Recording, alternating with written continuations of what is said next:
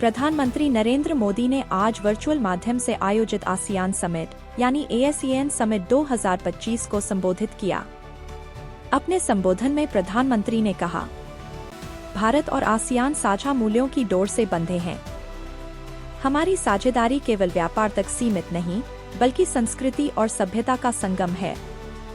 मोदी ने कहा कि भारत की एक्ट ईस्ट पॉलिसी अब एक्ट फॉर ईस्ट नीति बन चुकी है, जिसका उद्देश्य है दक्षिण पूर्व एशिया में शांति, स्थिरता और विकास को मजबूत बनाना। उन्होंने डिजिटल इंडिया, ग्रीन एनर्जी और ब्लू इकोनॉमी के क्षेत्रों में भारत आसियान सहयोग को और बढ़ाने का आह्वान किया। प्रधानमंत्री ने कहा कि चौथी औद्योगिक क्रांति में भारत और आसियान साथ मिलकर नई संभावनाओं के द्वार खोल सकते हैं। मोदी ने युवाओं और शिक्षा को भी दोनों क्षेत्रों के बीच कड़ी बताया।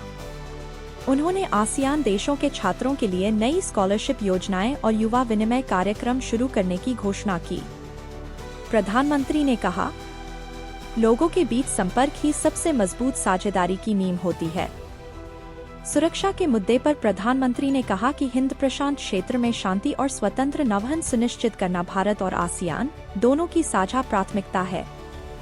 उन्होंने सतत विकास और जलवायु परिवर्तन के खिलाफ सामूहिक प्रयासों की भी अपील की। इस अवसर पर आसियान देशों के नेताओं ने भारत की भूमिका की सराहना करते हुए कहा कि भारत और आसियान मिलकर एशिया में स्थायी शांति और विकास का मार्ग प्रशस्त कर सकते हैं।